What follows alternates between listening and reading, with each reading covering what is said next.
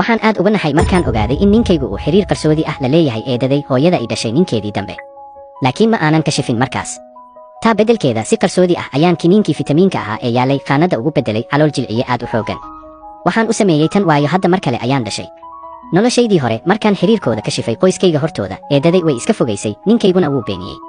Aabbahay xataa wuxuu igu qasbay inaan ninkayga raaligelin ka siiyo si uu maalgashi uga helo qoyskiisa. Si ay sirta u qariyaan, eedaday waxay jaranjarada iiga soo tuurtay si naxariis darro ah ilaa aan ka dhintay. Waxay u muuqataa inuu xay oo la ii soo celiyey daqiiqadii ka horeysay markaan ogaaday khiyaanadooda. Noloshan cusub waxaan nidar ku galay inaan ka aargoodo. Qoyskayga ayaan u sheegay inaanan arkin ninkayga iyo eedaday maalintii oo dhan, laakiin sodohday ayaan i rumaysan. Sodohday ayaa qoyska oo dhan kor u kaxaysay si ay u soo hubiyaan. Markii ay albaabka garaacday, labadii dambiilayaal ayaa naxay, laakiin kuma ay dhiiran inay albaabka furaan. Markii aan arkay sodohday oo walwalsan ayaan been kale u sheegay. Waxaan ku idhi waxaan maqlay in tuugo afduubayaal ahi ay bartilmaameedsanayaan qoysaska hodanka ah. Waxay ka naxday hadalkaas ilaa ay ku sigatay inay miyir beesho.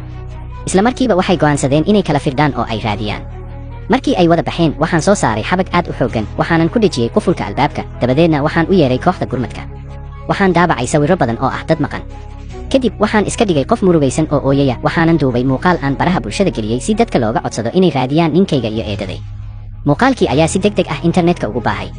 Isla markiiba wariyaal badan ayaa soo buuxiyey guriga iyo agagaarkiisa si ay sheekadan u tabiyaan. Taliyihii kooxda gurmadka ayaa arrinta si dhab ah u qaatay, wuxuuna bilaabay baaritaan ballaaran. Aniguna waxaan sii waday qaybinta sawirrada dadka maraya jidka. Dhanka kale, qolka dhexdiisa, eedaday si ay awood u hesho waxay liqday kiniinkii calool jilciyaha ahaa ee aan u diyaariyey, iyadoo u malaynaysa inuu fitamiin yahay. Kooxdii gurmadka ayaa sheegay in kamaraduhu muujinayaan inaanay dadkaasi guriga ka bixin. Markaas ayaan si ula kac ah u soo jeediyey in qolka arooska aan weli la baarin. Isla daqiiqadaas, eedaday ayaa dareentay xanuun aad u daran oo caloosha ah. Waxay u carartay dhankii suuliga, laakiin albaabka ayaa ka xidhnaa. Dadkii iyo wariyaashii ayaa albaabka qolka arooska soo hortugnaa. Qaar ka mid ah warbaahinta ayaa xataa bilaabay inay si toos ah u tabiyaan dhacdadan live broadcast. Aabbahay ayaan si qarsoodi ah ugu sheegay inay macquul tahay inay labadooda qolka ku wada jiraan, laakiin isagu weli wuu diidanaa inuu rumeeyo waxaas. Taliyihii kooxda gurmadka ayaa go'aansaday in albaabka la furo, laakiin dhib kasta oo ay u mareen, albaabku waa uu furmi waayey xabagtii aan ku shubay darteed. Markii ay maqleen sawaxanka dibadda, ninkayga iyo eedaday ayaa argagaxay. Eedaday xanuunkii ayaa ku sii kordhay, laakiin ninkaygu wuu ku dhiiran waayey inuu albaabka furo. Isla markii ay daaha dib u laabeen si ay daaqadda uga baxsadaan, waxay arkeen boqolaal qof oo sawirro ka qaadaya.